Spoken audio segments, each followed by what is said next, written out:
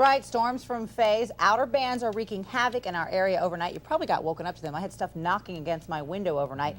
Now, one of the areas, though, really the worst hit area is Wellington to our west. Let's get straight to CBS 12's Alex Akita, where at least one neighborhood in the Wellington area must now clean up, and there were some reports of a possible tornado. What have you got going on out there, Alex? Well, Tara and Rick, it's pretty clear just how devastating the damage is. Look behind me here, this tree clearly gutted open by what would appear to be some lightning. This entire neighborhood has been pretty much devastated. There's debris and garbage all over the place, and we try to show you a little bit of the flooding down here. If you look down, and you can see just how much water come down over here back to my feet, and you can see just how deep this water is. Now, we're going to go back over here and follow me here. Bear with me for a second.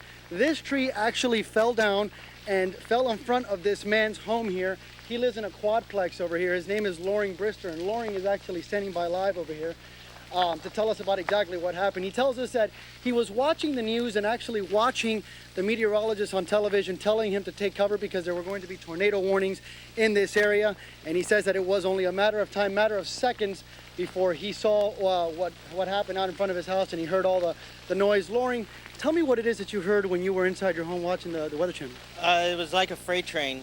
I lived in North Texas for a couple of years and went through 2 tornadoes there, and it was a freight train. It was 20 seconds. There was not enough time to even duck and cover. And I saw on the news telling you to get low, to take cover. And if this thing was any stronger, you wouldn't have had any time. And Loring was actually trapped inside his home. You could see, if we pan over here, you could see the tree in front of his home. Fire crews actually had to come out here and cut the tree in pieces to actually get him out through the front door over there of his home. How was that experience for you, Loring, knowing that you were trapped inside your home without any power? It was pretty scary. Just the fact of the tornado coming through, and the speed of it coming through, and not being able to duck and cover, being exposed. If it was any stronger and ripped the roof off, I probably would have been killed. Well, luckily you weren't, and luckily everything turned out okay. Thank you so much, Loring. And again, we do want to mention that everyone here, neighbors, are concerned about the tornado warning, and they're pretty confident and sure that this was a tornado. But again, we have not been able to really confirm that. Again, there are tornado warnings in the area, and if we come by here really quick, we're going to bear with me. We got some cable issues over here. But if you come with me, you can see just how much debris is actually on the floor here. There's a lot of debris out here, a lot of just garbage and pieces of roofs, and actually just satellite dish pieces, and it's just really devastating out here. So anybody in Wellington and the west part of Palm Beach County really needs to take cover and stay indoors as much as possible. Don't leave unless you have to. The power is back up in this area, but again, it is extremely dangerous. So we are sending our reporters out throughout our area to show you exactly what's going on. Let's go back live now to Wellington and Alex Akita with a look at what's going on there. That's right, Claudia. Don't do what we're doing out here, but we're doing this to just show you exactly what is going on. Right now, I'm at the Palm Beach Equine Clinic here in Wellington, and where I stand right now, there used to be a barn.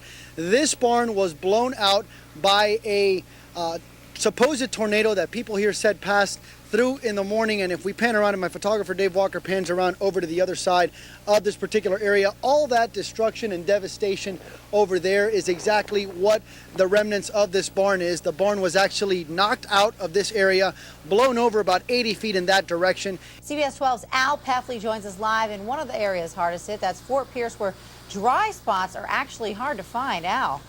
Tara, good afternoon. We're on South 25th Street near Edwards, near Fort Pierce, and to say that this area got drenched by Tropical Storm Fay is an understatement. We'll start right over here. Just take a look at that. The water is up on the sides of that house. You can see the car in the driveway over there underwater. That water over there, I guess, is probably 3-4 feet deep. And then let's pan over here to my right, and you can see there's a red SUV stuck out there in the middle of that street. The water, again, up over the tires. Again, very, very deep out there, and you can just imagine what a nightmare that is for those people. Some homeowners were basically trapped and had to be rescued this morning. Airboats were brought in to rescue some people on Bell Avenue near Fort Pierce. The floodwaters appear to be at least 4 or 5 feet deep back in there where they live, making it impossible to get out if all you've got is a car. So the only thing that really works in bad conditions like that is a boat. And some residents say they are thrilled that someone came to help them get out. Oh, he is fantastic. I don't know how to thank him, really. I don't know. May God bless him. Otherwise, we don't know what are we going to do. And besides thousands of homes damaged by floodwaters, authorities are also worried about bridges such as this one on Selvets Road near Fort Pierce. They say countless bridges over creeks and canals may have been weakened by flooding and by debris that was swept along by the high water. Can the bridges stand up to the vehicle traffic? Well, it may be hard to tell at first glance, and as a result, county officials say they need to get experts out there now to inspect all the bridges. You can imagine what a time-consuming job that will be.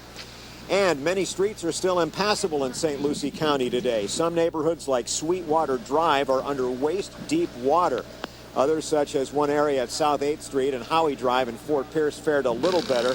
But even there, the water got high enough to get into people's homes. Tropical Storm Fay may be moving on, but the cleanup job is only beginning. The county administrator told me they had no idea that Fay would produce so much rain. He says they believe they got about 10 inches in a very short time, and he said the drainage system here just couldn't handle that kind of rain. And our TV coverage tonight with CBS 12's Chuck Weber live in Fort Pierce. Chuck? Kurt, right here, the entrance to the Bent Creek development, which is just west of Fort Pierce. The water's still here, but way down from where it was yesterday, so people a lot more mobile today.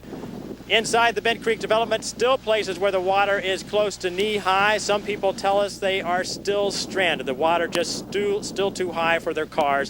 St. Lucie County staff says this was one of the last developments with impassable roads, but conditions are improving. Now, earlier we stopped at the Sable Chase apartment complex. There, the entrance also blocked by high water, too high for most cars yesterday, and then again today, the level way down. Now, for many, the big concern is drying out. At Sable Chase, some people with first-floor apartments say the wake from passing cars sent water inside their homes. Some water actually got in through the slider? Yes, I actually have puppy training pads to soak up whatever water would come in, and I had the table in the door to block water coming in also. This island was underwater here? Yeah, it was underwater. That whole lake was over that hill, and it was all this was one level field.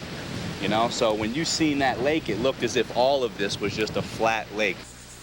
Yeah, it was pretty bad. Another stop today for us, the preserve at the Savannas, where roads were blocked by high water yesterday, but today most cars also able to pass here too. And back live at Bent Creek, people also drying out. Some water got inside the homes here, and people also drying out their cars. Just a lot of drying out to do in general. Kurt and Liz. Alex, those waders you're wearing just about every day now. Rick and Tara, I think I'm just going to keep these on for the rest of the week. Even though it's Friday, I might as well just keep them on for the rest of the weekend and next week even, because I mean, you could tell just around me how deep this water is. As you mentioned, this particular neighborhood has had airboat crews coming in to try to rescue some of the people that have been out here.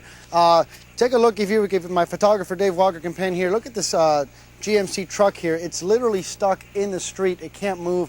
Anybody that lives in these homes in the street here on the corner of South 25th and Bell Avenue here, they can't get out. They just can't leave, so they need to find a way to get out of here. And obviously, as you can see, the situation is pretty bad here. Now, we do have some good news to report. We did drive around Fort Pierce this morning for quite a while, and a lot of the areas that have been underwater don't have a lot of water anymore. There's just a little puddles and a couple creeks that are having some water issues, but not a lot of water to report out there for the rest of the city. So the water is receding slowly but surely, and that is the good news. But as you can see here, it is still kind of deep, guys, and it's only a matter of days, hopefully, before these people can get some relief.